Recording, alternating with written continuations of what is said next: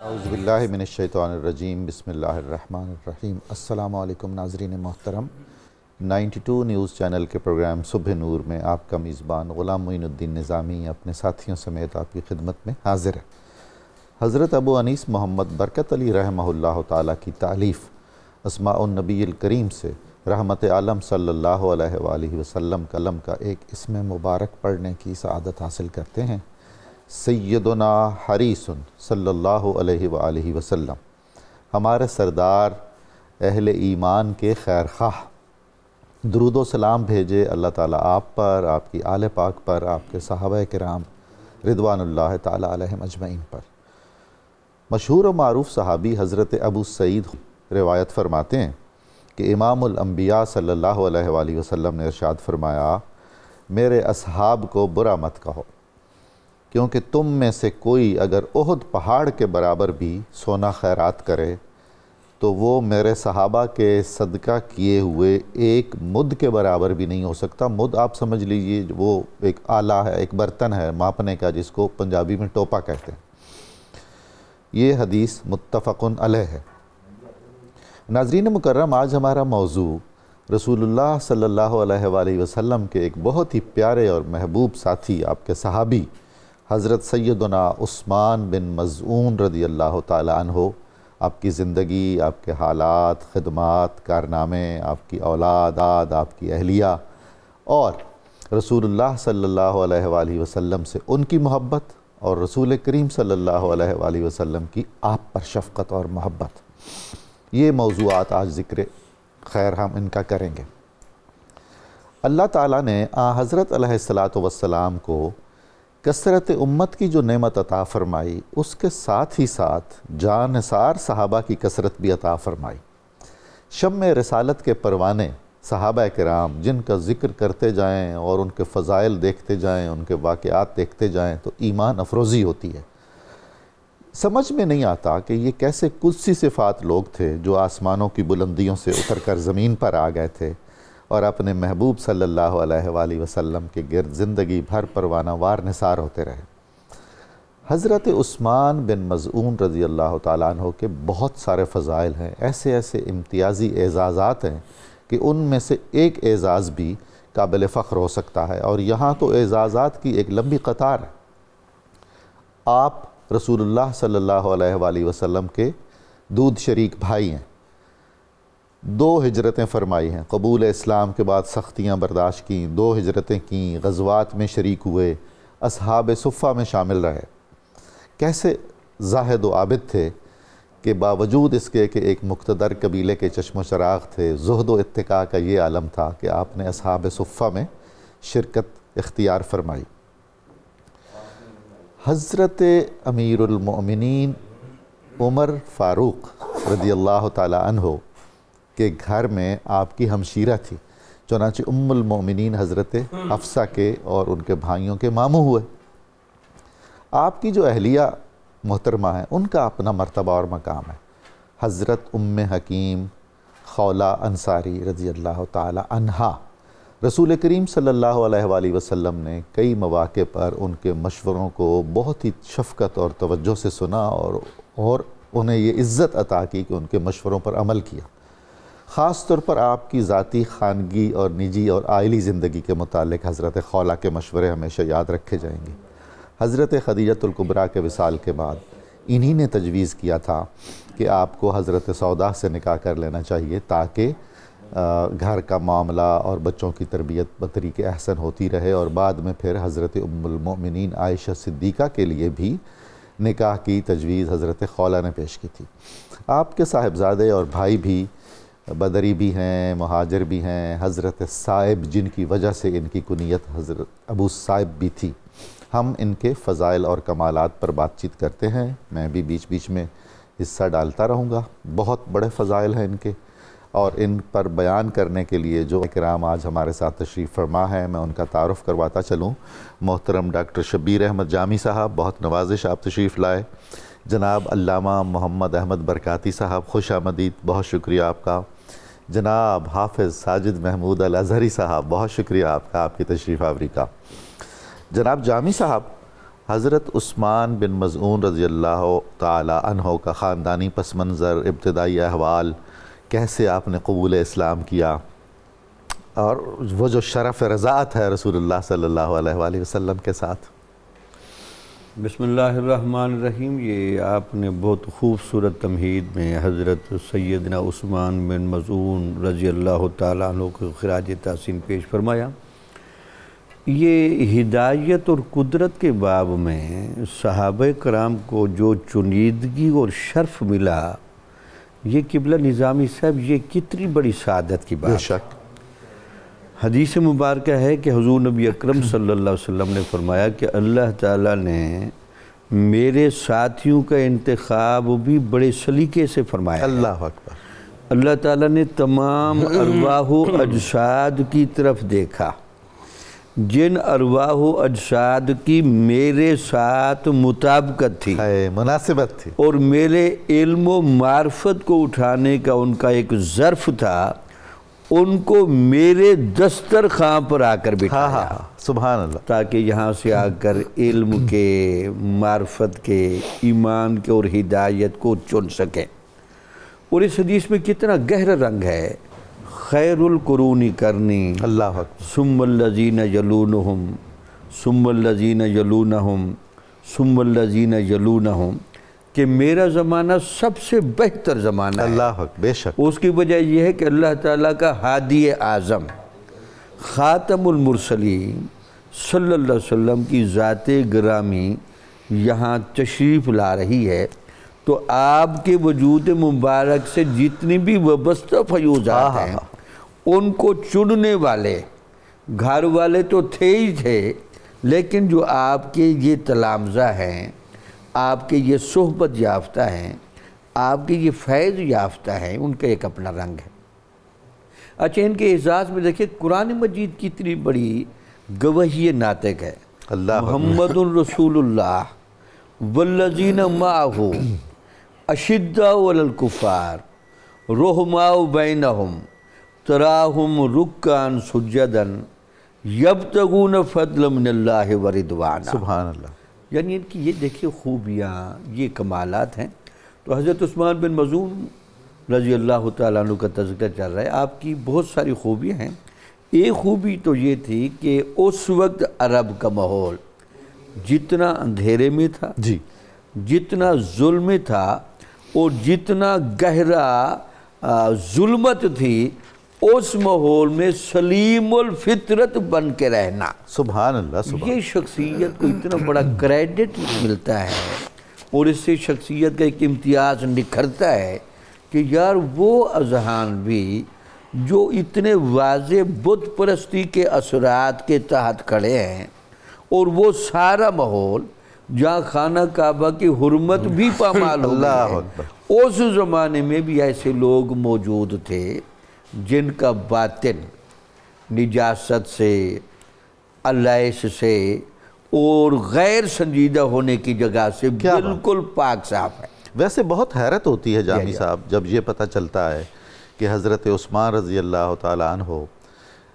قبول اسلام سے پہلے بھی آپ نے شراب اپنے اوپر حرام کر رکھی ہوئی تھی، آپ نے کبھی بتوں کے سامنے سر نہیں جھکایا، جھوٹ نہیں بولا کبھی، بدی کے وہ تمام نفسانی ذرائع سے بھی اب بالکل محفوظ تھے۔ سبحان اللہ، سبحان اللہ، پاک دامن تھے۔ بلکہ حضور نبی اکرم صلی اللہ علیہ وسلم نے جب آخر میں ان کے چہرے مبارک پر بوسہ دیتے تبصرہ کیا کہ آپ تو لگتا یہ ہے کہ آپ کو دنیا کی کسی چیز نے چھوا تک نہیں ہے، ایسے پاک فطرت لوگ ہیں۔ تو آپ نے دیکھا کہ آپ کا یہ گہرا رنگ تھا۔ پھر آپ کا میں ذرا برکت کی خاطر ذرا نسب بھی پڑھ دوں۔ ضرور۔ حضرت عثمان بن مظعون بن حبیب بن وہب بن حذافہ بن جمعہ بن عمر بن حسیس بن کعب بن لوئی بن غالب قریشی جوہمی۔ اللہ اللہ، یہ تو آپ کے والد کا رنگ ہے خاندان کا۔ اور آپ کی والدہ کی طرف سے سخیلہ بنت انبس بن احبان بن حذافہ بن جمعہ، یہ آپ کی والدہ مائدہ تھی۔ دیکھیں یہ قریش خاندان کی فضیلت تو باقاعدہ احادیث مبارکہ میں آئی ہے جی ہاں بے شک، یا حضور نبی اکرم صلی اللہ علیہ وسلم نے اپنے خاندان کا وہ شرف بیان کیا تو وہاں قریش کی کنانہ سے فضیلت بیان کی اور قریش سے پھر ہاشمیوں کی فضیلت آپ نے بیان فرمائی. اور پھر آپ کے بارے میں یہ جو آگے باتیں لامالا تفصیلی ہوں گی. 13ویں صحابی تھے جو آپ ایمان قبول سابقون الاولون میں، السابقون الاولون، اللہ اکبر، یہ بھی آپ کا بڑا کیا سعادت ہے، کیا سعادت ہے. علامہ برکاتی صاحب، آپ نے قبول اسلام کیسے کیا؟ کیا مشکلات اٹھائیں؟ ہجرت حبشہ غالباً 2 بار، پھر امان لی، پھر امان واپس کی، کیا ایمان افروز باتیں؟ بسم اللہ الرحمن الرحیم. حضرت سیدنا عثمان بن مظعون رضی اللہ تعالیٰ عنہ یقیناً السابقون الاولون من المہاجرین والانصار کے اس تاج کے حقدار تھے کہ جن کو نبی کریم صلی اللہ تعالیٰ علیہ وآلہ وسلم نے دعوت اسلام دی، اور یہ ایسے سلیم الفطرت تھے کہ قرآن مجید فرقان حمید کی صرف ایک آیہ کریمہ کا ایک جز سنتے ہی مسلمان ہو گئے. سبحان اللہ، سبحان اللہ. صرف ایک آیت. آج پورا قرآن ہمارے گھروں میں پڑا ہے، ہم اس کو چوم کے اوپر رکھ دیتے ہیں. اس کے بعد کیا ہوتا ہے، مہینے 1.5-2 بعد اس کا غلاف دھو کے پھر اس کے اوپر نیا ڈال کر پھر اس کو رکھ دیا. ہماری عملی زندگی میں اس کا رنگ نہیں نظر. قرآن مجید فرقان حمید سے خیر و برکت ہم کاروبار رزق کے لیے تو حاصل کرنا چاہتے ہیں، لیکن اپنی زندگی کو خدا کی چاہت کے مطابق نہیں کرنا چاہتے. سبحان اللہ. حضرت سیدنا عثمان بن مظعون رضی اللہ تعالیٰ عنہ سرکار دو عالم صلی اللہ تعالیٰ علیہ وآلہ وسلم کی خدمت طیبہ طاہرہ میں ایک مرتبہ حاضر تھے تو حضور صلی اللہ تعالیٰ علیہ وآلہ وسلم نے ان کے سامنے قرآن مجید کی اس آیہ کریمہ کو تلاوت فرمایا. ان اللہ یأمر بالعدل والإحسان وَإِيتَاءِ ذِي الْقُرْبَى وَيَنْهَىٰ عَنِ الْفَحْشَاءِ وَالْمُنکَرِ. تو ان اللہ یأمر بالعدل والإحسان، یہ چیز سنتے ہی حضرت عثمان بن مظعون عرض کرتے حضور یہ کیا ہے؟ آپ نے فرمایا یہ اللہ کا کلام ہے جو اس نے مجھے عطا کیا ہے، اور ساتھ دعوت دی. تو انہوں نے عرض کیا کہ حضور یہ جو آپ نے آیت پڑھی ہے اس کے علاوہ مجھے کسی اور دلیل کی اب ضرورت ہی نہیں رہی. کیا بات ہے! یعنی اس کا مطلب ہے کہ وہ ایک ایسے شوق کے سمندر کے اندر غوطہ-زن تھے کہ جس میں بس تھوڑی سی مہمیز چاہیے تھی تو قدم مصطفیٰ میں آ گئے. سبحان اللہ. حضور صلی اللہ تعالیٰ علیہ وآلہ وسلم نے ان کو اسلام قبول کروایا، اور کتنے متورک تھے وہ لوگ کہ جن کو حضور کی زبان سے اسلام قبول کرنا نصیب ہو رہا ہے. آپ سے قبل 13 لوگ مسلمان ہوئے تھے تو 14ویں نمبر پر آپ کو اسلام قبول کرنے کی سعادت حاصل ہوئی. تو آہستہ آہستہ وہی ہوا جو باقی لوگوں کے ساتھ ہو رہا تھا، اگرچہ یہ متمول تھے. صحابہ کے 14ویں کے چاند ہیں. صحابہ کے، کیا خوب جملہ بولا ہے، ایسے ہی ہے.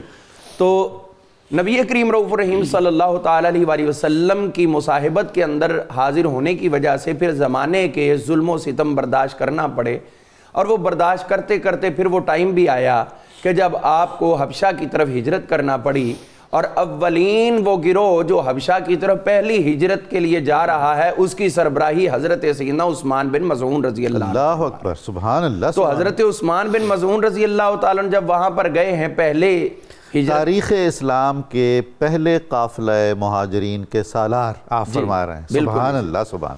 اور بلکہ اگر اس کو تھوڑا سا اور اس انداز میں پیش کر دیا جائے کہ قافلہ نکلنا ہی یہاں سے شروع ہوا، تو اسلام کے پہلے قافلے کے پہلے امیر. سبحان اللہ. وہاں پر کچھ عرصہ آپ نے گزارا تو اس کے بعد مشہور ہوا کہ اہل مکہ نے اسلام قبول کر لیا، واپس آئے تو یہاں پھر ظلم و ستم وہی شروع ہوا. اس دوران یہ ہوا کہ آپ کو ولید بن مغیرہ نے امان دی. آپ نے جب دیکھا دوسرے لوگ، دوسرے مسلمان، ان پہ ظلم و ستم ہو رہا ہے تو آپ کا جذبہ دیکھیے کہ یہ نہیں کہ میں تو سکون سے ہوں باقی اللہ جانے اور اس کے بندے جانے. انہوں نے کہا نہیں، جہاں میرے بھائی تکالیف اٹھا رہے ہیں میں عثمان بن مظعون بھی وہی تکالیف. کیا بات ہے! سبحان اللہ. آپ نے ولید بن مغیرہ سے کہا کہ میں تمہاری امان واپس کرتا ہوں. اس نے کہا کوئی غلطی ہوئی، کوئی کمی ہوئی. کہنے لگے غلطی نہیں، تم نے جو وعدہ کیا تھا پورا کر دیا، لیکن میں اللہ تعالیٰ کی ذات کے علاوہ اب کسی اور کی امان نہیں چاہتا، لہٰذا جو میرے ساتھیوں پہ ہو رہا ہے وہ مجھ پہ بھی ہو، برداشت کروں گا. کہنے لگا بیت اللہ میں جاؤ، وہاں جا کر لوگوں کے سامنے یہ اعلان کرو. آپ نے وہاں جا کے کر دیا.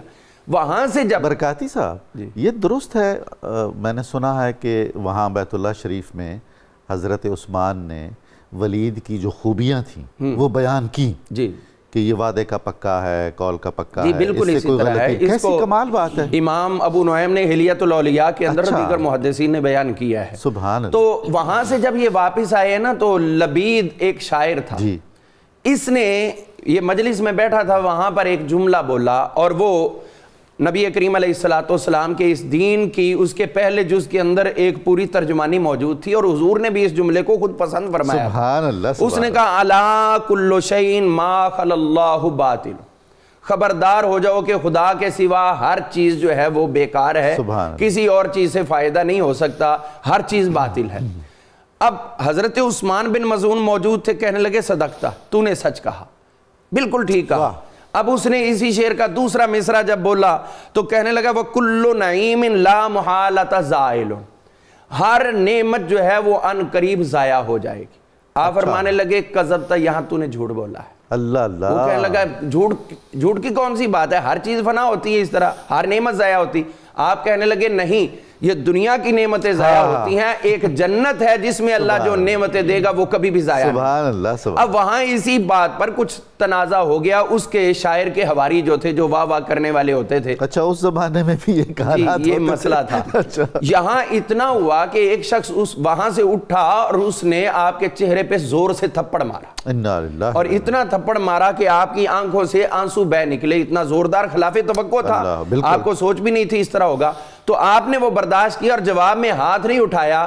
یہ لمحہ تھا کہ جب آپ نے ظلم و ستم برداشت کیا، اور یہاں پر آ کر حضرت سیدنا مولا علی المرتضیٰ شیر خدا کرم اللہ تعالی وجہ الکریم، آپ نے اشعار میں حضرت عثمان بن مظعون کو خراج تحسین پیش، سبحان اللہ، سبحان اللہ، یعنی ان کی حوصلہ افزائی کی اور ان کے اس عمل کو جو ہے وہ آپ نے بہت پسند فرماتے ہوئے اشعار بولے۔ اگر اجازت دے تو زیادہ نہیں، میں ایک آدھ شعر عرض کرنے کی سعادت حاصل کر لیتا ہوں۔ آپ نے جو اشعار وہاں پر حضرت عثمان بن مظعون کی شان میں کہے، ان میں سے ایک بات تو یہ فرما دی الا ترون اقل اللہ خیرہم انا غضبنا لعثمان بن مظعون۔ آپ فرمانے لگے کہ کیا تم لوگ نہیں دیکھتے اتنے زیادہ بیٹھے تھے، یہ ایک تھے، اللہ تعالیٰ کے ہاں جو اچھے لوگ ہوتے ہمیشہ تھوڑے ہوا کرتے ہیں۔ یہ تنہا عثمان کا تنہا ہونا بھی اس کا نقصان دہ نہیں ہے، بلکہ تم میں سے یہ خیر والا اور خیر والے ہمیشہ تھوڑے ہوتے ہیں۔ اور فرمانے لگے سن لو، اب ہمارا غصہ اور ناراضگی تم پر ہوگی، وہ کس لیے؟ عثمان بن مظعون کی وجہ سے۔ اور آگے فرماتے اذ یلتمون ولا یخشون مقلتہ طعنا ادراکا وضربا غیر مأمون۔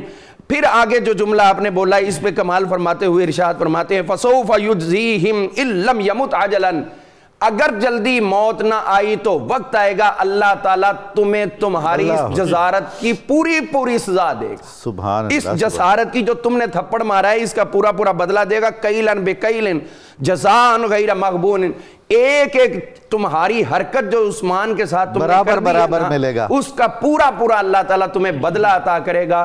تو یہ اتنے بڑے خراج تحسین اور یقین کے ساتھ حضرت مولا علی کا ان کی شان میں یہ بیان کر دینا یقیناً ان کے لیے یہ بہت بڑا خراج تحسین ہے۔ اس کا مطلب ہے کہ آج جو ہم بھی حضرت عثمان بن مظعون کو خراج تحسین پیش کر رہے ہیں، ایک صحابی کے طور پر تو ہیں ہی، لیکن اس کے اندر سنت مولا علی بھی نہیں۔ سبحان اللہ، سبحان اللہ۔ جناب حافظ ساجد محمود اظہری صاحب، حضرت عثمان نے ہجرت مدینہ بھی کی، بدر میں شریک ہوئے، بدری ہونے کا اعزاز بھی حاصل کیا، آپ کی زوجہ محترمہ کا اپنا مرتبہ اور مقام ہے، اولاد بھی صحابی تھی، بھائی بھی صحابی تھے، بڑی خدمات ہیں، آپ ارشاد فرمائیے۔ جی نظامی صاحب، سیدنا عثمان بن مظعون رضی اللہ تعالی عنہ حضور علیہ الصلوۃ والسلام کے جلیل القدر صحابی ہیں، اور اپنے کردار کو عزت و عظمت کے اوصاف سے مزین کرتے تھے، اور عبادت و ریاضت سے اپنے اوقات کو، اپنی ساعتوں کو منور کرتے تھے۔ سبحان اللہ۔ اور سیدنا عثمان بن مظعون جیسے ابھی بات ہوئی کہ یہ سابقون الاولون میں سے ہیں، اور اس کی جو فضیلت ہے، یہ جو اسلام میں سبقت لے جانا ہے، سورۃ الواقعہ میں اللہ تعالیٰ ارشاد فرماتے ہیں والسابقون السابقون اولئک المقربون۔ یہ جو سابقون الاولون ہیں، اللہ رب العزت کے ہاں ان کو خصوصی قرب وہ نصیب ہے۔ اور پھر یہ غزوہ بدر میں شریک ہوئے، اور اہل بدر کے حوالے سے قرآن مجید نے سورۃ التوبہ کی آیت نمبر 100 میں اللہ تعالیٰ ارشاد فرما رہے ہیں والسابقون الاولون من المہاجرین والانصار والذین اتبعوہم بإحسان سبحان اللہ رضی اللہ عنہم ورضوا عنہ وأعد لهم جنات تجری من تحتها الانہار خالدین فیہا ابدا ذالک الفوز العظیم۔ سبحان اللہ سبحان اللہ تعالیٰ ارشاد فرما رہے ہیں مہاجرین اور انصار میں سے اور وہ لوگ جنہوں نے ان کی اتباع کی، السابقون الاولون، مہاجرین اور انصار میں سے اور جن لوگوں نے ان کی اتباع کی احسان کے ساتھ، بھلائی کے ساتھ، اللہ تعالیٰ ان سے راضی ہو گیا اور وہ ان سے راضی ہیں۔ اللہ تعالیٰ نے ان کے لیے جنت میں باغات تیار کر رکھے ہیں جن کے نیچے نہریں بہتی ہیں اور ہمیشہ ہمیشہ ان میں رہیں گے، اور یہ بہت بڑی کامیابی ہے۔ اور مفسرین نے لکھا ہے کہ السابقون الاولون سے مراد وہ لوگ ہیں جنہوں نے غزوہ بدر میں شرکت کی ہے، اور سیدنا عثمان بن مظعون یہ غزوہ بدر کا جو 2 ہجری میں حق و باطل کے درمیان ایک مارکہ بپا ہوا تھا، ان کو اس میں شرکت اور اس میں شرکت کا شرف جو ہے وہ حاصل ہوا ہے۔ نظامی صاحب غزوہ بدر میں جو شریک ہوئے ان کی فضیلت ایک تو آپ نے سورۃ التوبہ کی اس آیت میں دیکھی، ایک اور واقعے کے ذریعے سے بھی اس کی اہمیت اور اس کی فضیلت کا پتہ چلتا ہے کہ جب حضور علیہ الصلوۃ والسلام فتح مکہ کا آپ نے ارادہ کیا تو یہ خفیہ تھا۔ ایک صحابی تھے، انہوں نے خط لکھ دیا کفار و مشرکین کو کہ حضور علیہ الصلوۃ والسلام فتح مکہ کا ارادہ کرتے ہیں۔ جبریل نے آ کے بتا دیا یا رسول اللہ اس طریقے سے وہ خط جو ہے وہ لے کے جا رہی۔ حضور علیہ الصلوۃ والسلام نے سیدنا علی کو بھیجا کہ مکہ اور مدینہ کے درمیان ایک جگہ ہے روضۃ خاخ، سبحان اللہ، وہاں پر ایک عورت ہے جاریہ ہے، وہ خط لے کے جا رہی ہے، واپس لے کے آئیں۔ خط لے کے آئے تو حضور علیہ الصلوۃ والسلام نے حاتم بن ابی بلتعہ ان کو بلایا اور آپ نے پوچھا ما الذی حملک علی ھذا، کیوں کیا ہے آپ نے یہ سب؟ تو انہوں نے کہا یا رسول اللہ میرے وہاں پر مکہ کے اندر رشتہ دار ہیں، اہل و عیال ہیں، مال ہیں، تو ان کی حفاظت کے لیے میں نے لکھ دیا۔ اگلا جملہ دیکھیے نظامی صاحب، اور وہ کہتے ہیں لَقَدْ عَلِمْتُ أَنَّ هَذَا لَا يَضُرُّكَ وَإِنَّ اللَّهَ نَاصِرُكَ۔ کیا بات ہے یا رسول اللہ، یہ میرا خط آپ کو کوئی نقصان نہیں پہنچانے والا تھا اور اللہ تعالیٰ آپ کی مدد کرنے والا ہے اور کرنے والا ہے۔ سیدنا عمر بن خطاب انہوں نے تلوار نکالی کہ یہ تو خیانت ہے، ان کا سر قلم کریں گے۔ حضور علیہ الصلوۃ والسلام نے فرمایا دعہ یا عمر من یدریک لعل اللہ اطلع الى اہل بدر فقال افعلوا ما شئتم فقد غفرت لکم۔ سبحان اللہ سبحان اللہ۔ آپ نے فرمایا عمر چھوڑ دو، آپ کو کیا پتا کہ اللہ تعالیٰ اہل بدر پر مطلع ہوا اور ان کو فرمایا جو کرنا ہے کرو، اللہ نے تمہیں بخش دیا ہے۔ اتنا بڑا اعزاز اور اتنا بڑا شرف جو اہل بدر کو اللہ رب العزت نے عطا فرمایا ہے، اور سیدنا عثمان بن مظعون جو ہیں وہ بدری صحابہ میں سے ہیں۔ دوسری چیز، جب آپ نے مدینہ کی طرف ہجرت کی، کیونکہ یہ صاحب الہجرتین ہیں، ہجرت حبشہ اور پھر مدینہ المنورہ کی طرف ہجرت کر کے آئے ہیں، تو حضور علیہ الصلوۃ والسلام نے اپنے پڑوس میں ان کو جگہ دی اور وہیں پر ان کا خاندان اور اچھی خاصی جگہ عطا فرمائی، اچھی خاصی جگہ۔ اور یہ بھی دیکھیں کہ اسلام کے لیے جو آپ ترک کرتے ہیں، جو چھوڑتے ہیں، تو اللہ تعالیٰ آپ کو تنہا ایسے نہیں چھوڑتا ہے، اس کی آپ کو اجر ملتا ہے، دین و دنیا کی بھلائیاں آپ کو عطا کی جاتی ہیں، ایثار اور قربانی جو اللہ کی راہ میں دی جاتی ہے وہ ضائع نہیں جاتی ہے۔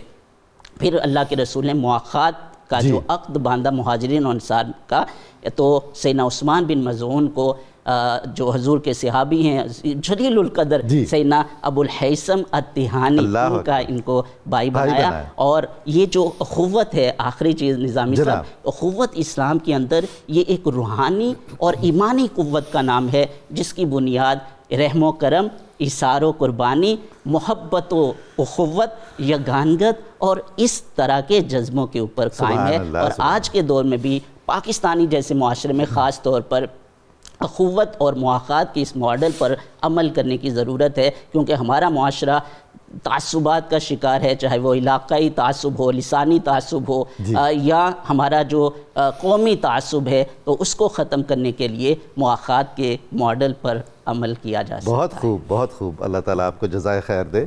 ناظرین کرام، آپ نے بہت خوبصورت باتیں سنی اور یہ سلسلہ گفتگو جاری رہے گا۔ ہمیں تھوڑی دیر کے لیے ایک وقفہ لینا ہے، درود پاک سننے کی سعادت حاصل کرتے ہیں، بہت جلد دوبارہ حاضر خدمت ہوتے ہیں، آپ ہمارے ساتھ رہیے گا۔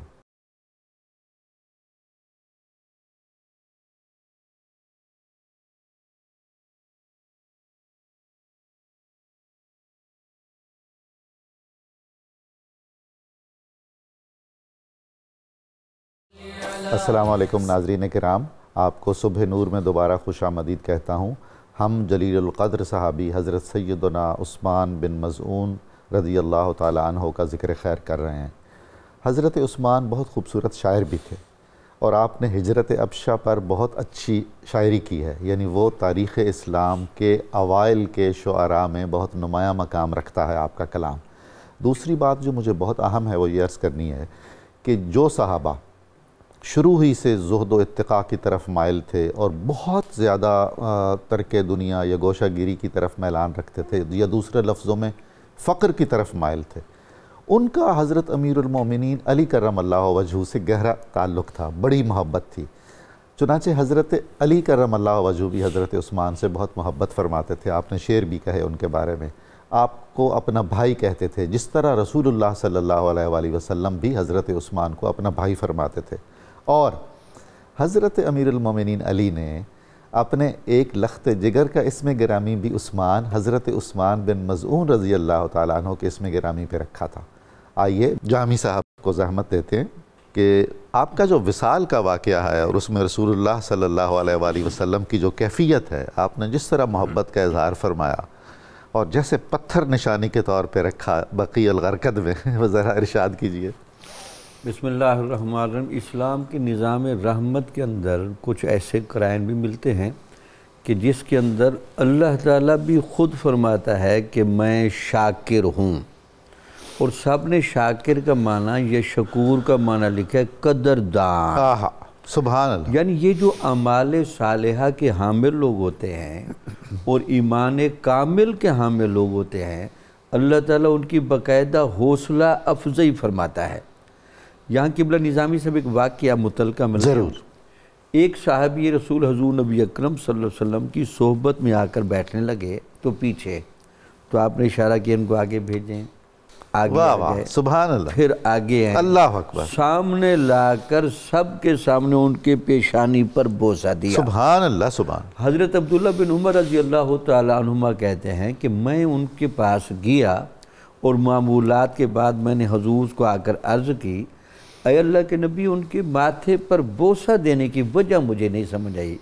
تو آپ نے کہا بالکل صاف دل بندہ ہے، اللہ اکبر، رات کو تمام مسلمانوں کے لیے بخشش کی دعا کرتا ہے۔ سبحان اللہ، سبحان اللہ، جس نے زیادتی کی ہو یا جن پر زیادتی کی اللہ ہو، اکبر، ان کے لیے باقاعدہ استغفار کرتا ہے۔ خیر خواہ تو خلائق ہے۔ یہ پاک ظروف جو ہیں، یہ سیرت و کردار کے یہ حاملین اور وہ اشخاص مبارکہ جن کو براہ راست حضور نبی اکرم صلی اللہ علیہ وسلم کی صحبت کا فیض ملا ہو، ان کی مقدر اور قسمت کے کیا کہنے۔ بے شک۔ تو ان میں حضرت عثمان بن مظعون، پھر ان میں بھی چمکتے ستارے ہیں، اور السابقون الاولون، بدری، پھر یہ سارے اعزازات کے ساتھ پھر آپ کا جب وصال مبارک ہوا، حضور نبی اکرم صلی اللہ علیہ وسلم نے قدردانی کی، حوصلہ افزائی کی، اور ایک معیار مقرر فرماتے ہوئے کہ عزت دار بندے کا،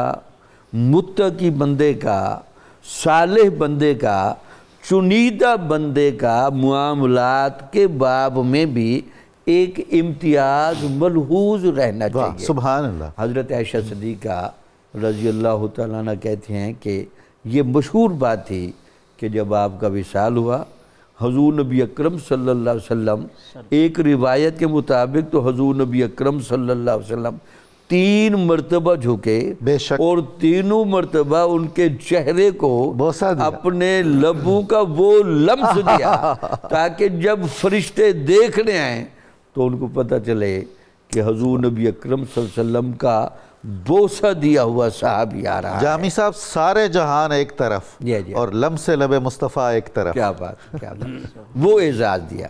پھر ہمیشہ کہتے تھے سلف صالح، سلف صالح، یعنی پچھلے جتنے بھی صالحین گزر گئے نا، ان صالحین کا تمام فیض اگر جمع کیا جائے تو وہ عثمان بن مظعون اس کی نمائندگی کرتے سبحان اللہ سبحان اللہ۔ اس پر کہا، حتیٰ کہ پھر پسندیدگی کا یہ رنگ دیکھیں، اپنے صاحبزادے حضرت ابراہیم علیہ السلام کہہ لیں اور اپنی صاحبزادی حضرت زینب سلام اللہ علیہ جب دنیا سے جانے لگی تو یہ جملہ کہا کہ سلف صالحین کے پاس جائے، کیا بات، عثمان بن مظعون کے پاس سبحان جائے۔ اللہ۔ تو اس کا مطلب ہے کہ حضور نبی اکرم صلی اللہ علیہ وسلم اپنی نگاہ بصیرت و نبوت سے دیکھ رہے تھے کہ یہ اعزازات تو عثمان بن مظعون کو میں دے رہا ہوں، ان کو عالم برزخ میں بھی اعزاز دیا جائے۔ اس لیے باقی لوگوں کو کہتے تھے کہ ان کے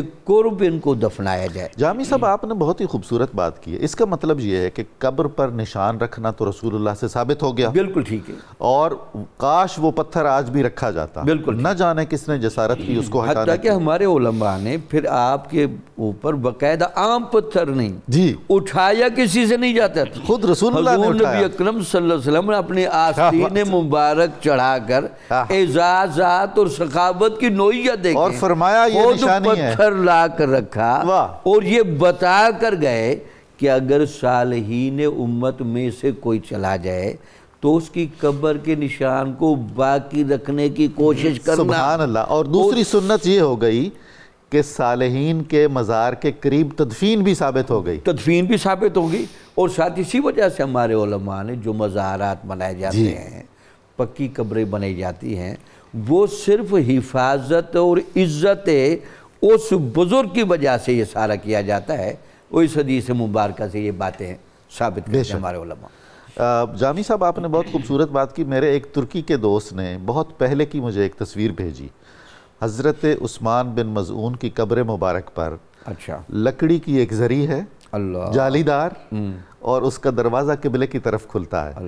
جب انہدام بقی ہوا، یہ جو نام نہاد اسلام کو فروغ دینے کی نام نہاد کوششیں، اور اس کے تحت وہ بھی منہدم ہو گیا۔ اللہ تعالی ہمیں یہ سعادت عطا فرمائے کہ ہم جنت البقیع کو اپنی اصلی شکل میں اسی شان و شوکت سے دوبارہ دیکھیں۔ علامہ برکاتی صاحب، حضرت عثمان کا زہد و اتقاء، آپ کی گوشہ گیری، اور ایک طرح سے ترک دنیا کی ایک خفیف سی خواہش، اور اس پر رسول کریم صلی اللہ علیہ وسلم اور حضرت عثمان کی زوجہ کا جو مکالمہ بھی ہوا، اور آپ نے کتنی قطعیت سے ارشاد فرمایا رسول اللہ صلی اللہ علیہ وسلم نے۔ جی، میں آپ کے اس سوال کے جواب کی طرف آنے سے پہلے جو بھی گفتگو ہو رہی تھی آپ کے وصال کے حوالے سے، تو اس کو تھوڑا سا آگے بڑھانا چاہوں گا۔ حضرت سیدنا عثمان بن مظعون رضی اللہ تعالیٰ عنہ، آپ کا جب وصال ہوا، تدفین کا مرحلہ آیا، تو اس وقت یہ ہوا کہ ان کی قبر کے پاس میرے آقا کریم علیہ السلام تشریف فرما ہیں، اصحاب نبی بیٹھے ہوئے ہیں۔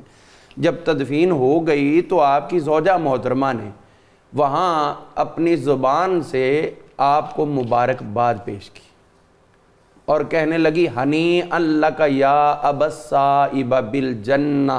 اللہ اکبر۔ اے ابو صائب، یہ ان کی کنیت، جی کنیت، تو کہنے لگے اے ابو صائب، آپ کو جنت کی مبارک ہو۔ سبحان اللہ سبحان۔ حضور صلی اللہ تعالیٰ علیہ وآلہ وسلم نے دیکھا تو فرمایا کہ یہ تم نے کیسے جنت کی مبارک دے دی، تمہیں اس چیز کا شعور کس طرح ہوا؟ جی، تو حضرت عثمان بن مظعون کی زوجہ عرض کرتی ہیں، حضور، حضرت خولہ کان یا رسول اللہ صلی اللہ علیہ وسلم یصوم النہار و یصلی اللیل۔ اللہ اللہ، یہ عثمان بن مظعون دن میں نفلی روزہ دار تھے اور شب زندہ دار تھے۔ سبحان اللہ۔ ادھر روزہ دن میں اور رات میں اللہ کے حضور نوافل میں گزارتے۔ ایک بیوی اپنے خامد کے بارے میں بہترین رائے رکھتی ہے، کیونکہ اس کے چھپے ہوئے اور ظاہری معاملات کو اس سے بہتر اور کوئی نہیں سمجھ سکتا۔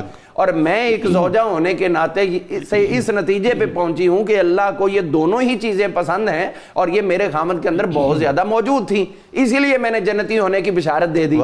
تو اب میرے آقا کریم علیہ السلام نے جواباً ارشاد فرمایا، بِحَسْبِكْ لَوْ قُلْتِ کان یحب اللہ و رسولہ، سبحان اللہ، تم نے جنتی ہونے کی مبارک دی تو تجھے یہی کافی تھا کہ کہتی کہ اس لیے جنت کی مبارک دے رہی ہوں کیونکہ یہ اللہ اور اس کے رسول سے محبت کرتا۔ سبحان اللہ، سبحان اللہ، یعنی اس کا مطلب ہے کہ جنت اعمال کا معاملہ الگ ہے، یہ تو حب مصطفیٰ سے نصیب ہوگی، اور جس کے اندر وہ سرشار تھے اور اب بھی جو اسی حالت میں سرشار ہے تو انشاءاللہ اللہ اور اس کے رسول کا وعدہ اس کے حق میں بہت عمدہ بات آپ نے ارشاد فرمایا۔ تو آگے بڑھتے ہیں۔ حضرت سیدنا عثمان بن مظعون رضی اللہ تعالیٰ عنہ آپ اخلاق و کردار کے پیکر تھے، اور وہی جو اسلاف کا طریقہ کار سلف صالح سرکار نے جو قرار دیا، بلکہ مسند احمد کے اندر حدیث پاک موجود ہے، جب حضور کی صاحبزادی حضرت سیدہ زینب کا وصال ہوا تو اس وقت آپ نے فرمایا تھا کہ ہمارے سلف صالح، سلف خیر عثمان بن مظعون کے پاس ان کو دفن کیا۔ کمال ہے۔ تو اب یہ دیکھیے کہ ان کی 2 ہجری میں ہوئی ہے تدفین، جی، اور ان کی تقریباً 8 ہجری میں جا کر 9 ہجری میں جا کر ہوئی، تو اتنا عرصہ حضور اس کا مطلب ہے یاد بھی رکھتے رہے، قبروں کے نشان مٹائے نہیں ہیں بلکہ قائم و دائم رکھے۔ ایسا ہی ہے۔ اب اس کے بعد پھر ہم دیکھتے ہیں کہ آپ کا جو زہد و تقوی اور آپ کی عبادت و ریاضت، آپ کی زوجہ محترمہ ایک مرتبہ حضرت امہات المومنین کے پاس آئیں تو ان کی آرائش و زیبائش کچھ بھی نہیں تھی، معاملہ ایسا ہی تھا، تو وہ بھی خواتین ہونے کے ناطے کچھ اپنی بصیرت کی بنا پر انہوں نے کہا کیا معاملہ ہے؟ انہوں نے کہا بس میرے خامد بہت اچھے ہیں، بڑے نیک ہیں۔ وہ سمجھ گئیں تو فرمانے لگی یہ کیفیت ان کی موجودگی میں بھی رہتی ہے یا عدم موجودگی میں؟ تو انہوں نے ذو معنی فکرہ بولا، کہنے لگی ان کی موجودگی بھی عدم موجودگی کی طرح ہی ہے، ان کی موجودگی بھی عدم موجودگی کی ہی طرح ہے۔ کتنے سلیقے سے اور کتنے یعنی حسن اسلوب سے بات بیان کر دی، اور وہ سمجھ گئی۔ پھر انہوں نے حضور سے عرض کیا، حضور صلی اللہ تعالیٰ علیہ وآلہ وسلم، ایک روایت میں آتا ہے کہ ان کے گھر تشریف لے کر گئے، انہوں نے گھر کے کونے میں ایک حجرہ بنایا ہوا تھا جس میں یہ عبادت کرتے تھے اور اسی کے اندر ہی اعتکاف والی کیفیت میں رہتے تھے۔ تو حضور نے اس حجرے کے باہر کھڑے ہو کر اونچی آواز میں کہا، عثمان بن مظعون کیا میری زندگی تمہارے لیے نمونہ نہیں ہے؟ میں دن میں روزہ رکھتا بھی ہوں، چھوڑتا بھی ہوں، رات کو عبادت کرتا بھی چھوڑتا بھی ہوں، تمہیں اس طرح کی عبادت کی حاجت نہیں۔ اب میرا گمان اس بارے میں یہی جاتا ہے کہ جو اللہ نے خود اپنے محبوب سے فرمایا تھا قم اللیل الا قلیلا، رات کا تھوڑا حصہ آپ گزارے، اب انقص منہ قلیلا، یہ اس سے بھی کم، تو حضور نے وہی چیز اپنے غلاموں کو بھی عطا فرما دی کہ آپ بھی لوگ میرے اسوہ حسنہ کے مطابق چلیں، جو اللہ نے قرب خاص دینے کے لیے مجھے انداز عطا کیا ہے وہی انداز تم لوگ بھی اختیار کرو۔ آپ کی جو جس وقت تدفین ہوئی تو آپ کا جو نبی کریم علیہ السلام کے اصحاب اور دیگر آپ سے جو محبت کرتے تھے، اس میں پھر آپ کی ہی زوجہ محترمہ حضرت سیدہ خولہ رضی اللہ عنہا، انہوں نے جو آپ کو خراج تحسین پیش کیا، اس بارے میں بھی میں ایک شعر عرض کرنا چاہوں گا جو آپ نے ارشاد فرمایا ان کی شان میں۔ روتے ہوئے کہنے لگیں کہ اے میرے عثمان بن مظعون، آپ کی کیفیت یہ ہے کہ آپ علا امرئن بات فی رضوان خالقہ طوبی لہ من فقید لشخص مدفون۔ ایک بیوی کس قدر خراج تحسین اپنے خامند کو پیش کر رہی ہے کہ آپ ایسے انسان تھے جو رات اللہ کی رضا میں، اپنے خالق کی رضا میں بسر کیا کرتے تھے، اور مبارک ہو اس شخص کے لیے جس جیسا اب دوسرا دنیا میں کوئی نہیں ہے۔ آپ تو دفن ہو گئے، طاب البقیع لہ سکنا وغرقت واشرقت ارضہ من بعد تفتین۔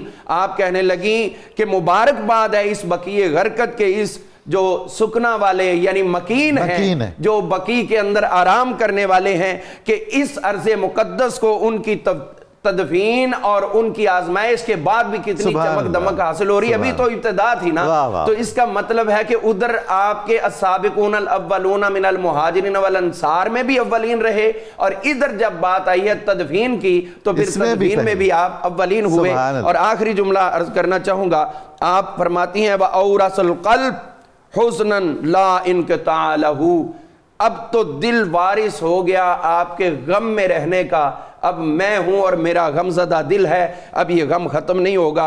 حتی الممات فما ترقى له شونی، کہنے لگی کہ میرا جو پیار محبت اور آپ کی طرف میلان ہے یہ لمحہ بلمحہ میری موت تک میرا ساتھ دے گا، آپ کے بعد میں کسی اور کی تمنا نہیں کر سکتی۔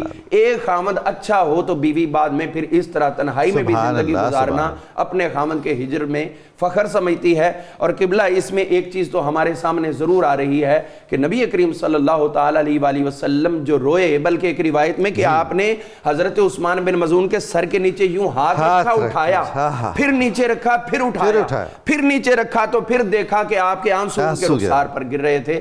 اگر آپ حضور سے وفا کرتے ہیں تو پھر میرے آقا بھی اسی طرح وفا ہوگا۔ سبحان اللہ، سبحان اللہ، بہت شکریہ جناب ساجد صاحب۔ یہ جو رہبانیت والی بات ہوئی ہے اور یہ جو ازدواجی تعلقات سے گریز کی ایک کیفیت ہوتی ہے بسا اوقات تجرد والی، اس پر آپ کے کیا کامنٹس ہیں؟ بالکل، اس پر بات کرنے سے پہلے ابھی جو بات ہوئی سیدنا عثمان بن مظعون کے وصال کے حوالے سے، اور سیدہ خولہ بنت حکیم جو ان کی زوجہ محترمہ ہیں، اور انہوں نے کہا ہنی اللہ کا بالجنہ، آپ کو جنت کی بشارت ہو، تو حضور علیہ الصلوۃ والسلام نے فرمایا آپ یہ کیسے کہہ سکتی ہیں؟ یہاں پر امت کو ایک تعلیم دینے کے لیے حضور علیہ الصلوۃ والسلام فرما رہے ہیں کہ جنت اور دوزخ یہ اللہ تعالیٰ کے فیصلے ہیں، کوئی بھی قطعیت کے ساتھ کسی کے جنتی یا دوزخی ہونے کا قول نہیں کر سکتا ہے۔ تو انہوں نے پوچھا یا رسول اللہ پھر کیا کہیں؟ حضور نے فرمایا کہ خوف اور امید کے درمیان کی کیفیت رہنی چاہیے۔ میں امید کرتا ہوں کہ اللہ تعالیٰ ان کے ساتھ اچھا معاملہ کریں گے، تو وہ تو صحابہ جنت میں سے ہیں، لیکن امت کو یہ تعلیم دی ہے کہ قطعیت کے ساتھ آپ نے سرٹیفکیٹ جنت اور دوزخ کے ایشو نہیں کرنے ہیں۔ سبحان اللہ۔ دوسری چیز یہ جو ان کی طبیعت رہبانیت کی طرف مائل تھی، تو حضور علیہ الصلوۃ والسلام نے ان کے ذریعے سے پوری امت کو جو تعلیم تھی، آپ نے فرمایا سیدنا عثمان بن مظعون کو ان لعینک علیک حقا، تمہاری آنکھ کا تم پر حق ہے۔ سبحان اللہ۔ ایک پراپر اور ایک ساؤنڈ سلیپ، نیند، یہ تو حق ہے اس کا۔ وَإِنَّ لِجِسْمِكَ عَلَيْكَ حَقًّا، اور تمہارے جسم کا تم پر حق ہے۔ اور جسم کا حق کیا ہے کہ اس کو ایک متوازن اور اچھی خوراک دینا، جسم کو صاف ستھرا رکھنا، اچھے کپڑے پہننا۔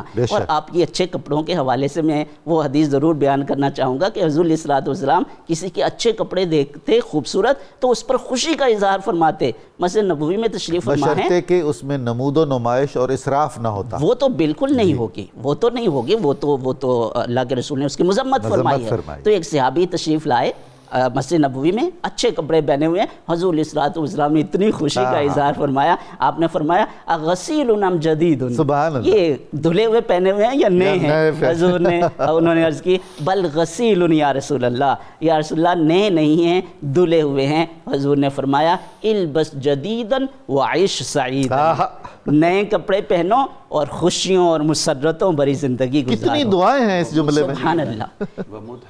وَمُتْحَمِيدًا، سبحان اللہ۔ وَإِنَّ لِجِسْمِكَ عَلَيْكَ حَقًّا، تمہارے جسم کا تم پر حق ہے۔ وَإِنَّ لِرَبِّكَ عَلَيْكَ حَقًّا، تمہارے رب کا بھی تم پر حق ہے۔ وَإِنَّ لِأَهْلِكَ عَلَيْكَ حَقًّا، اور تمہارے بیوی بچوں اہل و عیال کا تم پر حق ہے۔ کتنا فطری اور معتدل ہے یہ، سبحان اللہ۔ اور حضور نے فرمایا فَأَعْطِ كُلَّ ذِي حَقٍّ حَقًّا، ہر صاحب حق کو اس کا حق دینا، یہ اسلام ہے۔ سبحان یہ اللہ۔ توازن ہے، یہ اعتدال ہے، یہ میانہ روی ہے جس کی اسلام تعلیم دیتا ہے اور حکم دیتا ہے۔ اور حضور علیہ الصلوۃ والسلام نے فرمایا خیر الامور اوسطها، امور بہترین جو کام ہیں وہ ہیں جس کے اندر میانہ روی ہو۔ سبحان اللہ، سبحان اللہ۔ بہت شکریہ آپ کا، بہت نوازش، بہت خوبصورت باتیں ہوئیں، اللہ تعالیٰ آپ کو جزائے خیر سے نوازے۔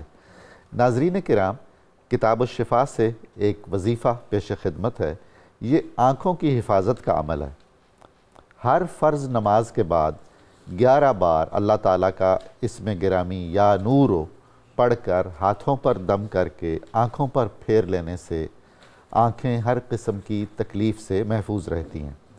اول و آخر درود پاک لازمی پڑھیے، کوئی بھی درود ہے، اور درود ابراہیمی رسول اللہ صلی اللہ علیہ وآلہ وسلم کو زیادہ عزیز تھا، اگر وہ پڑھ سکیں تو بہت ہی اچھا ہوگا۔ یہ وظیفہ المستدرک جو بہت معروف کتاب ہے اس سے لیا گیا ہے۔ حضرت امام حسن عسکری علیہ السلام کا قول مبارک ہے، جو شخص دنیا میں اپنے مومن بھائیوں کے ساتھ تواضع اور انکسار کے ساتھ پیش آتا ہے، اللہ تعالیٰ کے نزدیک اس کا شمار صدیقین اور صلحاء میں ہوتا ہے، سچے لوگوں میں اور نیک اور پاکیزہ لوگوں میں۔ آج کے اخبار روزنامہ 92 نیوز میں رسول صلی اللہ علیہ وآلہ وسلم سیدنا عثمان بن مظعون رضی اللہ عنہ کے زیر عنوان بہت اچھا مضمون شائع ہوا ہے، آپ استفادہ فرمائیے گا۔ پروگرام کی تفصیل جاننے کے لیے صبح نور کے ایکس کو فالو کریں، ہمارا فیس بک پیج لائک کریں، پروگرام دیکھنے کے لیے ہمارا یوٹیوب چینل سبسکرائب کریں اور ہمیں اپنی قیمتی رائے سے ضرور آگاہ فرمائیے۔ اب وقت ہوا ہے نعرہ مقصد پاکستان کا۔ آپ ہم سب مل کر یہ نعرہ لگائیں گے اور اس کے فوراً بعد ہم سنیں گے جناب محمد اویس رضا صابری کی خوبصورت آواز میں منقبت۔ آئیے نعرہ لگاتے ہیں، پاکستان کا مطلب کیا؟ لا الہ الا اللہ محمد رسول اللہ صلی اللہ علیہ وسلم۔ جناب اویس۔ شامل اصحاب شاہ، شامل اصحاب شاہ، دو جہاں عثمان ہیں، شامل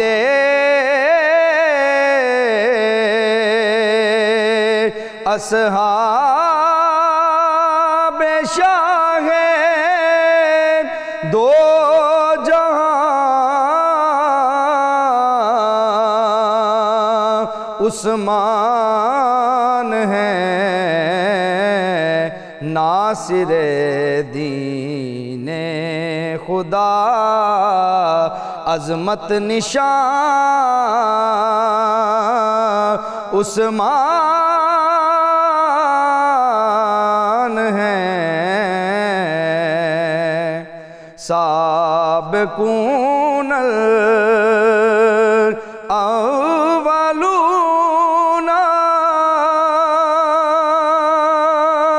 کی سند ان کو ملی، سابقون الاولون کی سند ان کو ملی، اہل صفا میں بھی ٹھہرے کامران عثمان ہیں، مشرکوں کی دی اما کو ماری ٹھوکر آپ نے، مشرکوں کی دی اما کو ماری ٹھوکر آپ نے، رب عالم کے رہے زیر اما عثمان ہیں، بدر میں ساجد عظیمت آشنا حاضر رہے، صالح فطرت وہ ہمارے جان جان عثمان ہیں، شامل اصحاب شاہ، دو جہاں عثمان